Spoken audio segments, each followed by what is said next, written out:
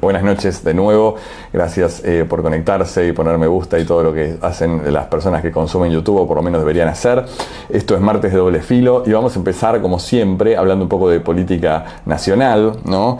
Como un poco como para calentar motores. Antes de empezar esta transmisión, me vi el editorial de Federico Vázquez en Futurock, que odio sus editoriales, me parecen detestables, lo detesto a él, me parece terrible, me parece tipo el estereotipo pedorro del progre más bobo que existe, ya lo he dicho esto alguna vez, pero al mismo tiempo me gusta escucharlo, y no solo por hate watching, sino porque plantea los temas de manera tan on your face, tan ahí directamente, que es inevitable reaccionar. Así que bueno, no voy a hacer una devolución punto por punto de ese editorial, obviamente, pero me hizo acordar ahora a Rocabatus, o sea, Mario, porque efectivamente, ¿no? Este tema de cómo procesamos este presente del gobierno, aquellos que somos muy pesimistas y que consideramos que el gobierno estaba dando en el clavo con sus reformas. No dando en el clavo en el sentido de que me gusten sus reformas, me parecen horribles. Yo quiero que Milei se vaya en helicóptero, francamente. Ahora, o algo peor, de hecho, creo que me gustaría que vaya preso por traición a la patria, eso sería perpetua. Eso sería mi horizonte de expectativa. No de expectativas, mi horizonte de fantasías.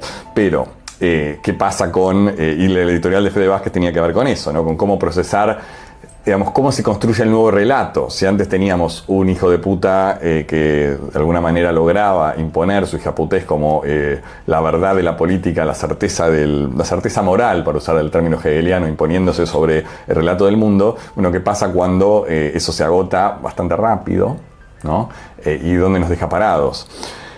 Antes de eso, por otro lado, para no olvidarme, porque si no me voy a olvidar, bueno, mañana hay marcha universitaria, por supuesto estaré ahí, si me ven, me saludan, espero que no me puedan saludar porque hace muchísima gente, sospecho que va a haber mucha gente, también sospecho que no se va a conseguir dar de vuelta, no se va a conseguir anular el veto de Milei, parece que los porteos no están dando bien, ¿no?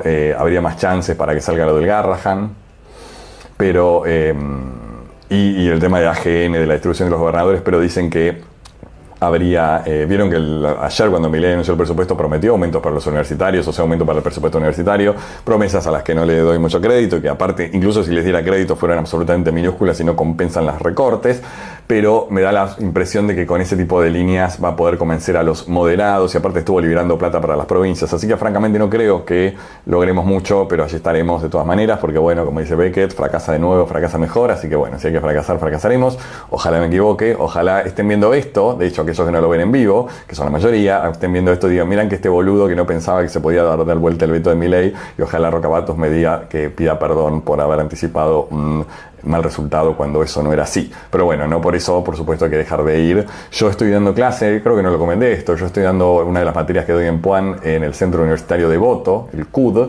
los miércoles, de hecho sea mañana, pero es a la mañana, con lo cual de ahí me iré directamente a Plaza de Mayo.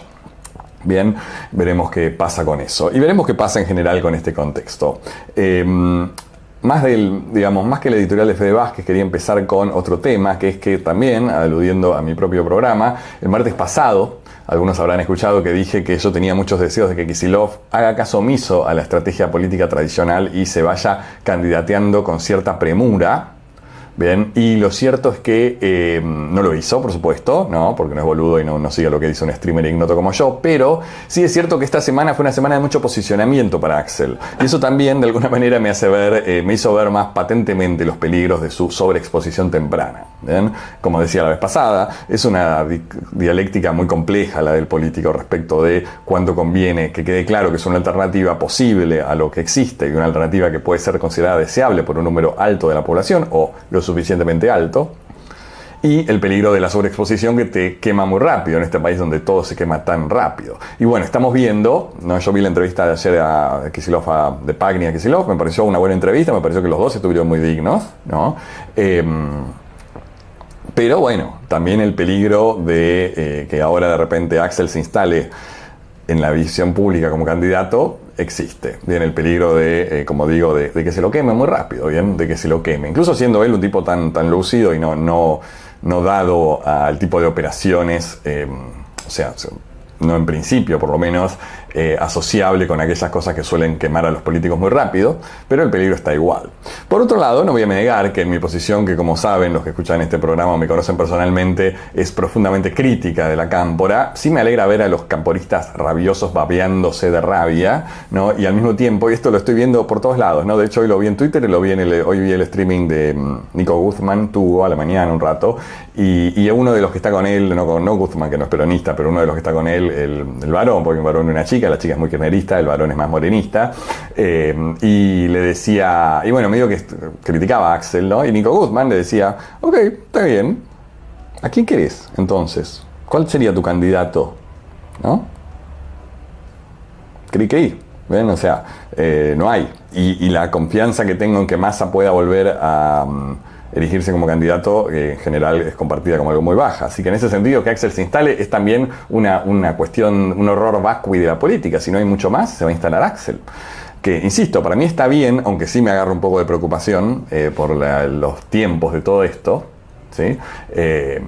Pero no sé, yo por momentos tengo la fantasía de que Milei efectivamente sea muy derrotado en las elecciones de octubre y eso lo fuerce a terminar su gobierno anticipadamente, pero al mismo tiempo eso también es muy preocupante. Y no lo digo solo por las penurias económicas, sino también por las conveniencias o inconveniencias, ¿no?, para el armado político peronista de que algo así pase. Por lo pronto, después de un par de días en los que yo sentía que se recontravenía, debo decir que ahora siento que se viene un poco menos, pero mis sensaciones no tienen por qué ser criterio de nada. Bien, acá me preguntaba Flo de qué soy profesor de varias cosas. Cuentemente estoy dando 4 materias, 3 materias en un seminario, pero bueno, soy profesor de literatura y de teoría literaria, que es más o menos lo mismo, y profesor de literatura del Renacimiento y cosas por el estilo. Y también estoy dando un seminario con un colega, con Ángel, un seminario que por cierto cumpleaños hoy, si de casualidad ve esto Ángel, no creo que lo esté viendo en vivo en su cumpleaños, pero bueno, si lo ves Ángel, feliz cumpleaños. Estamos dando un seminario sobre inteligencia artificial. De hecho, había considerado muy seriamente la posibilidad de que hoy fuera a comentar un texto sobre inteligencia artificial que salió en la revista de polémica Financiación Anfibia, pero finalmente opté por estos otros, así que quizás el de Anfibia lo comento la semana que viene, o quizás elijo alguna otra cosa. Bien, un par de cositas más de política, no tengo tanto para contar, o mejor dicho, para opinar, francamente, más allá de esta duda sobre la conveniencia de Axel como candidato rápido. Sí me parecía interesante, ¿no? 2 cositas breves. Una, por un lado, está muy activo, de nuevo, en este contexto de crisis muy justificada del mileísmo, sobre el relato de la crueldad. Bien, y muchos de los que sostuvieron, a ver, esto volviendo a lo que decía Rocabatos hace un rato, sí me molesta un poco, pero no debería molestarme quizás, o es pura narcisismo que me moleste, que algunos de los relatos o algunas de las hipótesis más débiles en el relato contramileísta ahora digan: ah, vieron que yo siempre tenía razón.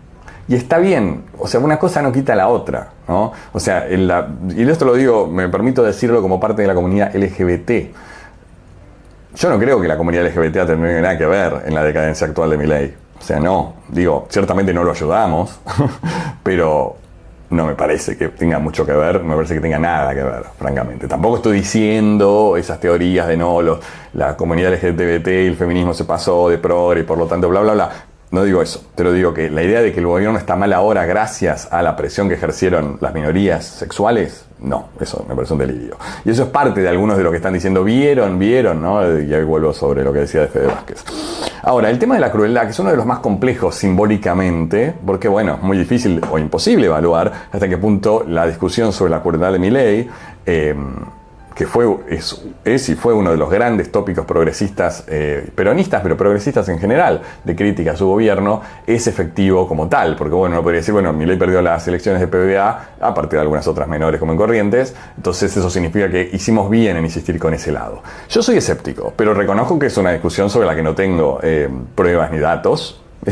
Es de nuevo una intuición, o incluso ni siquiera una intuición, una proyección de que a mí personalmente, Mariano, ese discurso de la crueldad no me pega mucho. No estoy diciendo que Milei no sea cruel, que las políticas de Milei no generen efectos nocivos y que podríamos perfectamente describir como crueles. Lo que me pasa a mí es que, bueno, me sale un poco el Maquiavelo, no por nada estudio literatura del Renacimiento y etcétera, etcétera. Me sale un poco el Maquiavelo y esa cosa. Es, bueno, la crueldad es parte de la política. No pensemos que la solución a Milei es ser buenos, porque no pasa por ahí, creo yo. Ahora, no deja de ser cierto que la política se mueve por un montón de orientaciones e influencias que a lo mejor no tienen nada que ver con esto que estoy diciendo, y que en ese sentido, si lo de la crueldad es efectivo para mover los ánimos humanos, los espíritus en contra de Milei, bienvenida sea al discurso de la crueldad. Y también no solo está el tema del buenismo, que a mí no me cierra mucho como marco filosófico político para pensar la realidad, sino que también está el otro tema mucho más complejo, bien, que tiene que ver con cómo el Estado, o sea, la situación argentina, y ahora no estoy hablando de Milei, estoy hablando en general de la destruida y complicadísima economía argentina, que como bien sabemos hace 10 años que no crece un choto, cosa que realmente es un montón. O sea, como ya dije alguna vez, ya no me acuerdo si en este streaming o el de Adorno, bien, a mí realmente estos últimos años de gobierno de Milei, pero también el último de Massa, o de Alberto y Massa quiero decir, sí me hizo creer en algo de lo que yo era bastante escéptico, que era el excepcionalismo argentino. Bien, a mí esa cosa de lo argentino es como nadie en el mundo. Sí, bueno, el peruano es como nadie en el mundo, todos los países son como nadie en el mundo. Lo que no significa que odie mi país en lo más mínimo, lo amo profundamente, bien, pero ese excepcionalismo como discurso me resultaba un poco de... Y ahora, después de unos años, también he tendido a aceptar que el excepcionalismo argentino es verdadero, porque la economía argentina es única en el mundo y no en un sentido muy positivo que digamos, bien. Y ya sé que hay otros países en crisis y países en crisis mucho peores, pero que de alguna forma hay algo tan específico de la crisis permanente argentina y de estos últimos años, pero no solamente. De hecho, el texto de Galeano habla sobre esto, así que en algún punto me estoy adelantando provechosamente. Entonces digo esto, en una situación tan quebrada económica y políticamente como la Argentina, un nuevo Estado, y por ejemplo Kicillof, o Grabois, o Massa, o quien mierda, o Yarlora y Puyaro, no sé quién sea, que logre juntar suficiente poder político como para iniciar un proyecto político de cierta envergadura, que es algo que absolutamente necesitamos. Bueno, ese proyecto político va a tener una dosis de crueldad, y tiene que tenerlo, que no va a ser la crueldad de Milei de pegarle a los jubilados, esperemos, pero algún tipo de crueldad, algún tipo de incidencia violenta sobre la realidad es probable que sea necesaria. ¿Bien? Así que bueno, veremos qué pasa. Sí, como dice acá Rocabatus, Maquiavelo decía que ser odiado no era conveniente, pero bueno, ser temido era necesario en todo caso, o por lo menos era una de las maneras. Aunque sí, por supuesto, ¿no? Maquiavelo no es el estereotipo de Maquiavelo con el que muchas veces se lo asocia, pero tampoco está tan lejos por momentos. Bien, así que, y última cosa que digo antes de pasar a los textos, y mientras miro ya paranoiqueando que la cámara no alcanza la batería, decía, la cuestión de la crueldad es una cuestión central para la discusión política, que muchas veces no se le encara con estos términos y para mí son fundamentales, que es la cuestión de los medios y los fines. Otro tema maquiavélico, por cierto. ¿Bien? Los medios y los fines. ¿Qué cosa es un medio? ¿Para qué fin? ¿Bien? Porque el déficit fiscal, ¿es un medio? ¿Es un fin? Bueno, es un medio, claramente, estamos de acuerdo. ¿El superávit fiscal es un medio o es un fin? ¿Bien? La baja de la inflación, y esto es parte de la discusión central, fue un fin en sí mismo para Milei, y creo que eso está bien. Bien, creo que la baja de la inflación es un fin en sí mismo, pero es una de las grandes discusiones, porque muchos dicen no, la baja de la inflación con todo lo que implica, o todo lo que implicó con Milei no es un fin en sí mismo, y está bien, y a fin de cuentas también reconozco, el último fin en sí mismo es la felicidad humana, podríamos decir, incluso podríamos pensar que más allá de lo humano, si no somos especistas, yo soy súper especista, así que me interesa la felicidad humana, pero en ese sentido, digamos, cuáles son los medios y cuáles son los fines en la discusión de política económica me parece clave. Me parece que muchas veces por no ver claramente esa distinción o no comprender la naturaleza de esa distinción se cometen errores y se dicen muchas pelotudeces, incluyendo de nuestro campo. Obviamente, el caso de Milei es obvio cómo realiza este tipo de cosas. ¿Bien? O sea, de hecho, si apuramos el superávit fiscal, es obvio que no va a ser un fin en sí mismo, porque ¿quién come superávit fiscal? Ahora, el tema de la inflación y otros temas más también, ¿no? El tema del precio del dólar y un montón de aspectos que de repente se verían un poco mejor iluminados, creería yo, quizás erróneamente, bajo esa luz. Hablando de luz, voy a cambiar de luz y voy a pasar al primer texto, que no me voy a alejar tanto de estos temas, porque es un tema, porque es un texto sobre política económica, nada menos. Bien, así que deme un segundito, acá va, banner acá. Ah, bueno, por cierto, me olvidé a saludar a Morbo. No sé si Morbo, ¿estás de acuerdo con la necesidad de repensar la política argentina en términos de medios y fines? Morbo concuerda. Gracias, Morbo. Bien, entonces, yendo a Galeano, ¿de qué texto estoy hablando? Es un texto que salió en la revista Panamá, como están viendo ahí, una revista que leo con bastante interés y que tiene artículos que me gustan más y artículos que me gustan menos, pero este es uno de los que me gusta mucho. Suelo leer a Martín Rodríguez, que escribe en Panamá. También escribió un muy buen artículo el fin de semana y evalué la opción de trabajarlo, pero era un artículo de política bien bien coyuntural. En cambio, este artículo de Galeano es un artículo de política argentina a un nivel mucho más estructural. Yo también leí con mucho placer, bueno, con cierto placer por lo menos, el texto La máquina ingobernable, el libro de Alejandro Galeano, que me tomé el trabajo de comprar en papel, cosa que no hago muy frecuentemente, también porque es lindo el libro. Y varias de las cosas que aparecen en este artículo están en el libro o por lo menos tienen una base en el libro de Galeano. ¿De qué habla hardware kirchnerista y software mileísta? Bueno, en principio todo parte de una metáfora, ¿no? Que es una metáfora que aparece en el libro, que es la articulación entre software y hardware, pensada como el hardware como una metáfora de los recursos materiales, terrenales, ¿cómo se llama? Recursos materiales, sí, los recursos materiales, el territorio, ¿no? Sentido de, no sé, la minería, etcétera, etcétera, y el software, que sería como la forma en la que las relaciones económicas se estructuran. ¿Bien? Lo interesante de este texto, como dice Galeano al principio, sin necesidad de que lo lea, es que lo que él va a tomar no va a tomar el hardware en este texto, ¿no? Esta metáfora no la va a aplicar en este texto al sentido más literal del territorio argentino y lo que está en el suelo argentino, ¿no? Sino que va a pensar más bien en estructuras económicas de larga data. ¿Ven? O sea, el hardware no va a ser solamente no va a ser solamente lo estrictamente territorial, material, físico, sino también las estructuras económicas más o menos anquilosadas. Y el software va a ser la política económica.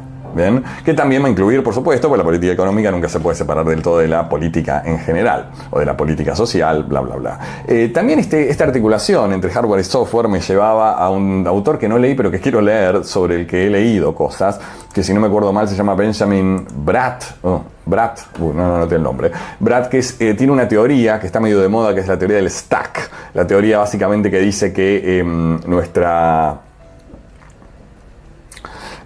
realidad en el siglo XXI está organizada como una especie de pila, por eso un stack es una pila de cosas, de niveles, ¿bien? Donde abajo está el territorio y la tierra, pero que se van acumulando, por ejemplo, las data centers, los centros de procesamiento de información, etcétera, etcétera, las interfaces de usuarios, ¿no? Básicamente, y este mismo streaming, pero cualquier streaming es un buen ejemplo, ¿no? Fíjense todas las capas que hay entre que yo estoy hablándole frente a un objeto que es esa cámara y frente a mi computadora, y todos los niveles de interacción de que eso va desde los materiales físicos de los cuales está hecho mi cámara y mi computadora, y las de ustedes, la interfaz de usuario, la manera en que esta transmisión está siendo triangulada por satélites o no sé qué mierda, o por cables submarinos probablemente más que satélites, y etcétera, etcétera, etcétera. Entonces, bueno, esa idea de los niveles, ¿no? Interactuando permanentemente está bien planteada. Por supuesto, también podría decirse, ¿no? Y Galeano obviamente es consciente de esto, que esta división entre hardware y software remite en última instancia a la división entre base y superestructura marxista. No es lo mismo igual, pero algo de eso hay. Algo de eso claramente hay. ¿Bien? La necesidad de pensar las cosas articuladamente.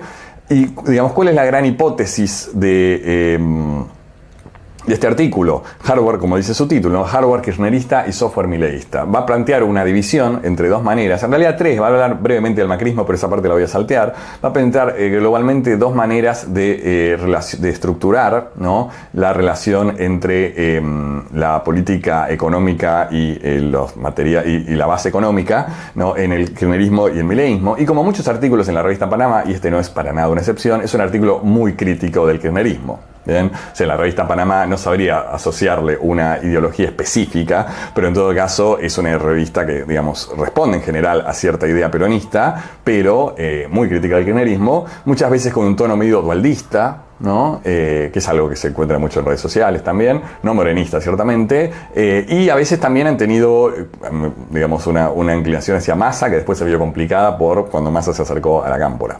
Pero bueno, en todo caso, ¿no? En la revista Panamá es habitual encontrar textos que son muy críticos del kirchnerismo. Martín Rodríguez es otro buen ejemplo, ¿no? Y este no es la excepción, de hecho es un excelente ejemplo de esto que estoy diciendo, porque básicamente la acusación del kirchnerismo es que el kirchnerismo tomó la estructura, el hardware, ¿no? El hardware de la Argentina que recibió de Duhalde y no lo modificó, ¿no? Fíjense que dice esta cita, dice: la misma actitud indolente que durante todo el siglo XX se le adjudicó a la oligarquía terrateniente, que se sentaba a ver crecer las vacas y después se gastaba la plata en un viaje a París, ahora la tenía un Estado que esperaba la liquidación de las divisas por exportaciones para hacer el bacheado fiscal de todo el año. Es divertida la frase, es muy dura con el kirchnerismo, con la política económica kirchnerista. Ojo, una cosa que respeto y valoro mucho de este artículo y de otros de Panamá, pero este en particular, no es que le pegan al kirchnerismo por la ley de identidad de género, ¿no? Le pegan al kirchnerismo por la estructura económica y esta idea, que también se habló mucho de esto de otros gobiernos, no de todos, pero otros de los gobiernos de la patria grande latinoamericana en su fase progresista, que es que fueron gobiernos muy efectivos en la redistribución, y esto es un poco lo que está diciendo esta cita, pero muy poco efectivos en la modificación de la estructura económica, ¿no? Y modificación de la estructura económica no es tomar una reforma agraria, delita mucho poniendo estas citas acá. Dice que el del kirchnerismo fue un gobierno con una enorme imaginación para acumular poder y movilizar a la sociedad ante cada conflicto político que se le presentó. Pero esa imaginación política no tuvo correlato económico. Gobernó el hardware que recibió con las herramientas que heredó. ¿Bien? O sea, la acusación acá, citas acá. Dice que el del kirchnerismo fue un gobierno con una enorme imaginación para acumular poder y movilizar a la sociedad ante cada conflicto político que se le presentó. Pero esa imaginación política no tuvo correlato económico. Gobernó el hardware que recibió con las herramientas que heredó. ¿Bien? O sea, la acusación acá es la idea de que la herencia, o sea, que el kirchnerismo heredó el modelo económico de Duhalde, bueno, a ver, es cierto, estuvo Labaña, ¿no? Y que fue muy efectivo como para pensar un software político, pero no en la interacción entre ese software y ese hardware. Acá pregunta Wigraf, ¿y ellos qué proponen? ¿Son socialistas? No, no son socialistas. A ver, digo, aclaración, ¿no? Porque yo hablé de la revista Panamá. A veces no leo todo lo que escribe en Panamá. Y por otro lado, es una revista. O sea, yo también, de hecho, edito una revista, aunque no de política. No es que hay una ideología de la revista que sea tan claramente identificable. Sí, claramente, uno lee Anfibia, vas a encontrar artículos de un progresismo de centro-izquierda muy identificado, con algún artículo que no sea tan así.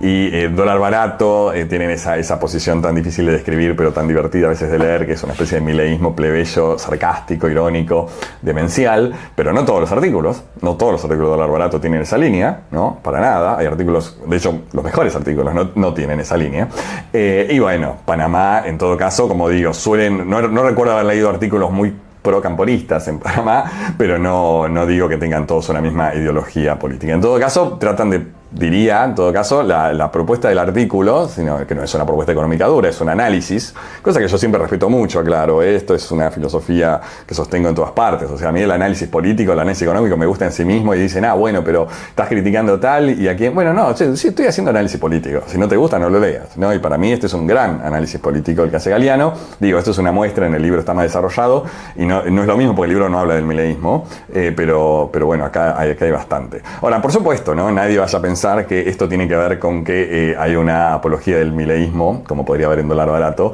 en este artículo, ¿bien? Pero bueno, terminando lo que decía el kirchnerismo, aparecen críticas también, ¿no? A diferencia del estanciero rentista, el kirchnerismo ni siquiera trató de entender esa economía sobre la que estaba parado. También vale decir que, a diferencia de otras lecturas que he tenido sobre estos temas, que acá Galeano no hace una distinción entre Néstor y Cristina, ¿no? No es la de Néstor, un gran economista, y Cristina la que gastaba la plata que había acumulado Néstor, un paradigma que ciertamente deja traslucir una visión un poco machista o muy machista de la distribución de roles. Pero bueno, sea como fuere, ¿no? Lo que critica acá es esa limitación y también la idea de que ese hardware, y eso también es una buena idea, ¿no? Esto está bueno, creo que no está citado como cita, así que lo voy a mencionar, lo voy a leer. Dice, simultáneamente, después de la inflación y el estancamiento, y en un magnífico proceso dialéctico, el mismo hardware que el kirchnerismo se limitó a conservar se iba volviendo contra él, o al menos contra sus principios ideológicos. Y acá me parece que da en el clavo. Dice, las prácticas de informalidad económica, la economía popular, en un contexto de estancamiento de la inversión privada y el empleo formal, fueron mercantilizando la conducta y los valores de sectores enteros de la población, desde la base de la pirámide social hasta buena parte de los grupos profesionales y empresariales que se acostumbraron a actuar económicamente de espaldas a las leyes y regulaciones y por fuera de cualquier representación o solidaridad corporativa. El comillas país al margen de la ley, que diagnosticó Carlos Ligno a principios de los años 90, también era parte del hardware y sede de las prácticas y actores económicos más dinámicos de un capitalismo estancado. Bien, o sea, las políticas económicas kirchneristas, y esto digo, no solo lo dice Galeano, por supuesto, generaron el caldo social ideal para el anarcocapitalismo. No el anarcocapitalismo real, porque tal cosa no existe, y si existiera no sería lo que está haciendo Milei, pero sí para una especie de deseo medio negado al principio, medio oculto, de que convertir esa informalidad, digamos, ya que se generan esas políticas de la informalidad, ese crecimiento de la economía popular termina generando una idea de emprendedor que no estoy hablando del emprendedor rico, pero también, pero sobre todo el emprendedor pobre, que cada vez más ve con hostilidad al empleo estatal. Es un poco más complejo de lo que estoy diciendo, ¿bien? Pero bueno, está ahí el artículo, todo lo que yo siempre digo, recuerden igual, ¿no? Lean los textos, yo soy una persona que lee textos y los insto a leer textos, escucharme a mí es solo para pasar el rato. Y después, bueno, salteándome la parte del macrismo, a la que por supuesto le da con un caño, porque ¿quién puede defender el macrismo? Solamente los idiotas de la revista Seúl, que son los únicos macristas que tratan todavía de sostener algún tipo de defensa intelectual del macrismo, lo que casi a esta altura es admirable en algún punto, ¿no? Pero bueno, lo que dice el proyecto de Milei es que es software sin hardware. O sea, la acusación, si tuviéramos que simplificarla mucho, es que Milei gobierna como si no le interesara el país en el que vive. Y yo creo que es así, digo yo, y bueno, y Galeano también, ¿no? No solo, digamos, como dice acá el texto, la voluntad de Milei de entender la realidad a partir del puñado de los conceptos de la Vulgata austríaca que fue cocinando en sus apariciones televisivas, y antes de eso en su experiencia como ayudante de cátedra de microeconomía, y la insistencia, por supuesto, a la que Galeano no adhiere, ¿no? De sostener la batalla cultural como gran logro, comillas, comillas, económico, y la realidad de que pareciera que Milei está específicamente obnubilado a cualquier realidad de la situación económica argentina, ¿no? O sea, no le entiende y ni le interesa entenderla, y en algún punto hace política no entendiéndola, y bueno, así le está yendo en la economía, eso está clarísimo, ¿bien? Porque más allá de todas las limitaciones del kirchnerismo, bueno, quizás leyendo el texto no es tan clara la diferencia entre sus logros. Bien, y esta frase, ya que hablé de la crueldad, dice: toda la crueldad, aceleracionismo o lo que sea que impresione del proyecto mileísta se puede explicar a partir de su objetivo de instalar un software independientemente del hardware que vaya a recibirlo. Bien, esto es lo que decía, ¿no? Hay una pulsión irracional, mesiánica, etcétera, etcétera, por tratar de lograr ese objetivo. Bien, para terminar, vuelve al final Galeano sobre la metáfora de hardware y software, y lo que propone, digo, por decir que no es que no proponga nada, es una propuesta un tanto abstracta, bien, es un artículo breve, etcétera, etcétera, dice acá, el hardware está ahí. Rendirse ante él es cobarde, y esto es lo que según él habría hecho el kirchnerismo, y empobrecedor. Ignorarlo es inútil y peligroso, lo que está haciendo Milei. Los mejores gobiernos son los que saben instalar un nuevo software en el hardware realmente existente. Bien, en este sentido, fíjense que la deducción no deriva de la típica dinámica marxista ortodoxa de que la historia se mueve por los cambios en el sistema de producción, sino que básicamente hay una idea de la política. La política, digamos, la superestructura, comillas, el software, es capaz de, o sea, un político debería ser capaz de instalar un nuevo software en el hardware existente, o sea, tomar en cuenta lo verdaderamente real que existe. Así que bueno, en principio no queda claro quién puede hacer eso, ni siquiera exactamente cómo sería ese proceso, pero creo que el diagnóstico que hace Galeano es muy bueno, y sí, es probable que sea un poco injusto con el kirchnerismo o un poco generalizador, pero al mismo tiempo me parece que algunas de las cosas que dice están muy bien, y la descripción que hace de Milei, que es absolutamente crítica y lapidaria, me parece muy acertada también. Así que bueno, eso respecto de Galeano. Voy a tomar un sorbo de vino y vamos a seguir con el otro texto. Bien, todavía la cámara tiene un poco de batería, así que seamos optimistas. Ya que estamos y tenemos el chiche, cambiemos de luz, ¿por qué no? Vamos ahora a este otro texto de Oswald Spengler. Yo ya comenté un texto de Spengler. Pasa que bueno, yo leí el texto que comenté, que creo que fue el primer episodio, ¿no? Leí la introducción, buenísima, muy recomendable, de La decadencia de Occidente. Y después, claro, el texto tiene 1000 páginas y no las iba a leer. Empecé a leer un poquito y me di cuenta que no estaba tan bueno, así que lo dejé ahí. Pero después vi, o no sé, de alguna forma me enteré, que Spengler tiene este otro libro escrito después, que se llama Der Mensch und die Technik, El hombre y la técnica, que es un libro breve. Yo lo leí en Kindle, con lo cual no estoy seguro, pero debe tener 200 páginas. No, menos, debe tener 150 páginas. Puede que incluso menos. Un libro muy corto.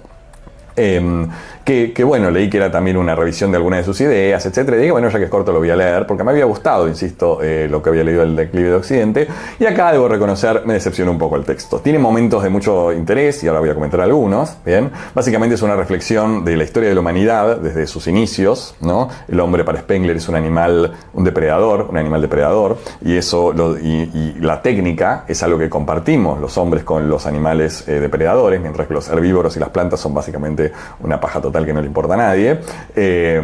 Nada van a encontrar en Spengler de esos endiosamientos más contemporáneos de los hongos y las plantas vivas y no sé qué carajo. Para Spengler somos animales de presa, animales depredadores, como digo, y que en ese sentido hace ahí una una interesante reflexión, una relativamente interesante, voy a seleccionar algunas partes, una relativamente interesante reflexión sobre la relación entre la técnica y el ser humano, y en la misma línea, por supuesto, porque si bien en la misma línea de que lo que condena al ser humano, lo que nos destruye, es esa pasión que él llama fáustica o faustiana, pero yo supongo que diría fáustica, por el personaje de Fausto, por supuesto, de Goethe, o de otras versiones de Fausto, pero bueno, Goethe es la que tiene más a mano, sin duda, de que nuestra civilización tiene ese impulso autodestructivo de adquirir el conocimiento y el poder total sobre el mundo, y al hacerlo inevitablemente nos condenamos a la muerte, ¿no? Nos condenamos, digamos, nuestra ambición es nuestro mérito y nuestra condena. Antes de seguir con Spengler, veo que hay un par de comentarios ahí. Graf dice: ¿quién sería el usuario de ese hardware y software en dicha metáfora? Y la población, nosotros, ¿no? O sea, nosotros somos hoy el usuario. Está bien, uno podría pensar, ¿no?, que hay distintos niveles de usuarios.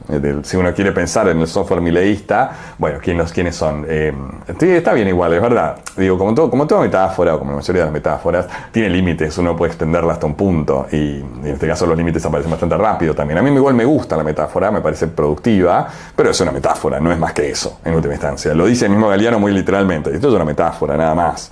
No está diciendo que el universo funcione literalmente como hardware y software.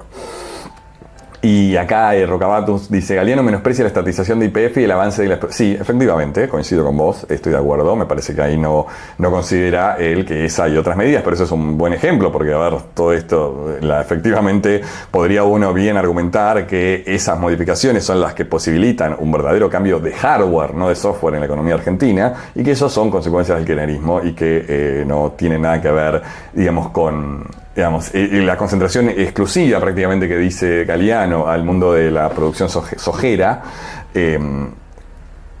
lo hace perder de vista eso tan importante. Así que sí, muy buena observación, Rocabatus. Volviendo a Spengler, como decía, en este texto él va a plantear esta idea del hombre fáustico de nuevo, ¿no? La civilización occidental, que sería la civilización que él veía en decadencia a principios del siglo XX, y que esta decadencia está inextricablemente asociada con los procesos técnicos o tecnológicos, pero la palabra que él utiliza es técnica. Y en ese sentido, ¿no?, lo que él sostiene, tal como en el otro libro, es que el hombre va avanzando en el uso de la técnica hasta ser totalmente consumido por ella. Y las reflexiones más interesantes para mí, ¿no?, y para no estirar demasiado, por ahora es un libro entero, y yo marqué varias cosas, pero tampoco está tan bueno, francamente. No, está bien escrito, a mí me gusta cómo escribe Spengler, lo que he leído que no es tanto, pero me parece bien escrito, tiene una cosa medio nietzscheana, incluso por momentos medio adorniana. Y lo que básicamente él plantea, ¿no?, es que la era industrial, la era moderna de la industrialidad, es la que termina de generar este efecto de caducidad, y que esto también es muy dialéctico, aunque él no es hegeliano, literal, por lo menos, ni marxista, es antimarxista, incluso explícitamente, considera el marxismo una parte de la decadencia. Esta dinámica que genera una nueva barbarie, ¿no? Esto es lo que de hecho Adorno, y esto probablemente lo habla en otro episodio, Adorno, que escribe sobre Spengler, le reconoce ese movimiento dialéctico al que llega Spengler por vías medio inusuales, ciertamente no marxistas, de cómo el desarrollo de la técnica termina en una nueva barbarie. Es algo que no era tan obvio decir a principios del siglo XX, y que la realidad demostró ser bastante atinada, bastante adecuada esa idea, ¿no?, para no decir totalmente adecuada. Spengler propone una división entre el líder y el populacho, y también propone una división entre el líder político y el intelectual, y básicamente, en una pulsión nietzscheana vitalista, considera que la intelectualidad es una de las causas de la decadencia civilizatoria. ¿Bien? Cuando el sacerdote y luego el científico y el académico va reemplazando el rol del líder, el líder espiritual, el César, el líder de naciones, eso genera inevitablemente una decadencia. Dice acá, por ejemplo, ¿no?, yo sé que no están viendo las citas porque no lo tengo en Chrome, pero bueno, lo leo brevemente, ¿no? Yo lo leí en inglés, así que traduzco en vivo, pero es fácil de traducir, obviamente el original está en alemán, ¿no? El noble, el guerrero, el aventurero vive en el mundo de los hechos, mientras que el sacerdote, el académico y el filósofo en el mundo de las verdades, ¿no? Hechos por un lado y verdades por otra. Uno sufre y es el destino, el otro piensa en la causalidad, ¿no? O sea, el destino es el verdadero síntoma de las civilizaciones en su grandeza, y la causalidad como concepto racional ya de las civilizaciones que ya están decayendo. Para ser más preciso con la terminología, el destino tiene que ver con la cultura, que es ese momento ascendente, y la causalidad con la civilización. uno hace del intelecto el primero, o sea, el noble, el guerrero, hace el intelecto pone el intelecto al servicio de una vida fuerte. El otro, en cambio, somete su vida al servicio del intelecto. Y en ningún lugar esta oposición se vuelve más irreconciliable que en la cultura fáustica, que es la nuestra, en la cual la sangre orgullosa de la bestia salvaje, ¿no? Fíjense qué nazi que es esto, se rebela por última vez contra la tiranía del pensamiento puro. Bien, Spengler estaba fascinado con esta idea del poder y la fuerza, como digo, también muy de Nietzsche. Dice también, ¿no?, que el sucesor del monje es el inventor, que es el experto sacerdote de la máquina, etcétera, etcétera. Pero digamos, para ir cerrando, todavía con algo de batería en la cámara, así que bien.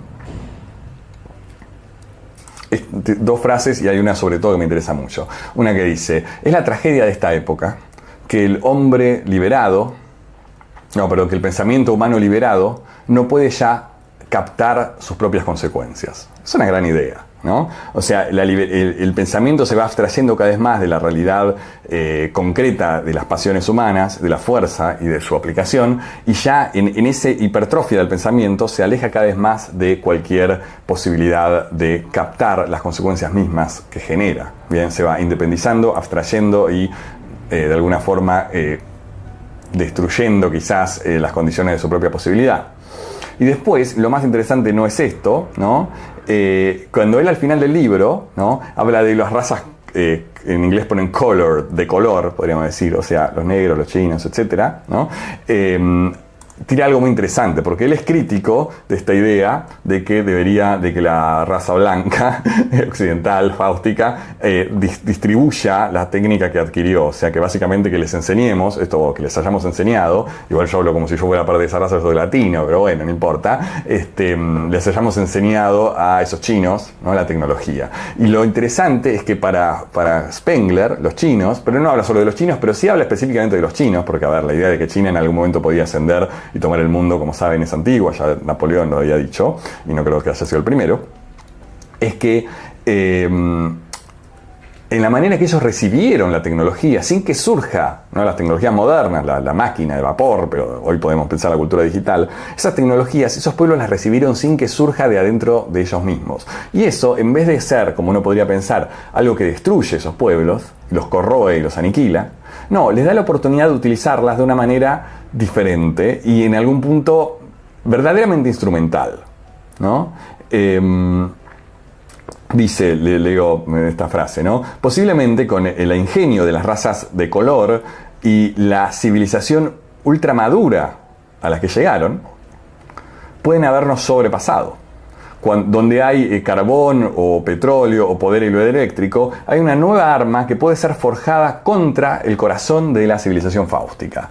Aquí empieza la venganza de los pueblos explotados sobre sus amos. ¿Bien? Lamentablemente no pareciera ser que los latinoamericanos fuéramos a tener ese rol, qué pena, pero sí pareciera ser que de alguna manera los chinos quizás sí, ¿no? Y una más en esta misma, dice: para los hombres de color es solo un arma, o sea, la tecnología, es solo un arma que pueden utilizar en su lucha contra la civilización fáustica.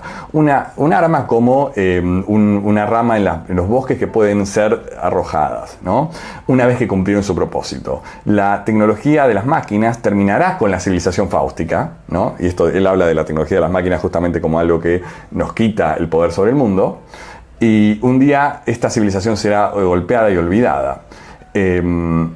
Los ferrocarriles y las máquinas de los barcos de vapor, lo mismo que las viejas calles romanas y el muro chino, la gran muralla china, ¿no? Nuestras grandes ciudades con sus rascacielos, como los viejos palacios de Memphis y Babilonia. O sea, acá no está separando tanto los chinos del resto, dentro de esta idea, pero sí me parece interesante dentro de este texto, que tiene más de lo que estoy comentando, obviamente, que es esta idea de que para estas civilizaciones que no llegaron a la cultura técnica por sus propios caminos, sino que a través de la adquisición de conocimientos que fueron transmitidos por la cultura fáustica, no solo pueden utilizar esos conocimientos en contra de la cultura fáustica, sino que la manera de integrarlos produce una mezcla que no está atravesada por la misma dialéctica de la decadencia. ¿Bien? Una idea interesante para discutir con todos estos conceptos como el de Yukhu y de cosmotécnica, conceptos que a mí me resultan interesantes, de que efectivamente lo que viene pasando, o lo que va a pasar, o lo que podría pasar, es que cada civilización haga una apropiación más específica de sus técnicas, de las tecnologías, y de esa manera contrarrestar el efecto globalizante, totalizante, imperialista de que todos utilicemos las plataformas y las computadoras o los sistemas operativos diseñados por Estados Unidos. Algo que, bueno, efectivamente ya en China ya viene sucediendo hace un tiempo, pero no sabemos bien cuál será su desarrollo y su continuidad. Porque, bueno, DeepSeek está buenísimo y Qwen, otra inteligencia artificial china, está buena, pero no deja de ser que funciona en última instancia con una interfaz copiada de ChatGPT, ¿no? O sea, y con una ingeniería distinta, pero no tan distinta. O sea, utilizando otros parámetros o mejor otra lógica de parámetros, pero en última instancia no deja de ser una copia china. No, tampoco pretendamos que DeepSeek es cosmotécnica, porque no lo es. Bien, son las 20:48, la cámara aguantó bien, así que me parece que el truco era tenerla cargada desde el principio, o sea, tenerla 100% cargada al iniciar el streaming, cosa que me alivia porque tenía la preocupación de haber descubierto que la cámara tiene unos límites que no había anticipado. Así que nos vemos mañana en la marcha universitaria, ¿no? Como dije, soy un poco escéptico de las chances de ganar la votación, pero no perdamos todas las esperanzas todavía, ¿no? No seríamos buenos partes de la civilización fáustica si abandonáramos tan rápido el barco. Así que nos vemos ahí mañana. Si me ven, salúdenme. Y bueno, sea como fuere, el martes que viene seguiremos con otras lecturas para seguir abonando, ¿no? Fertilizando con este abono el mercado de las ideas argentino. Buenas noches a todos y hasta pronto.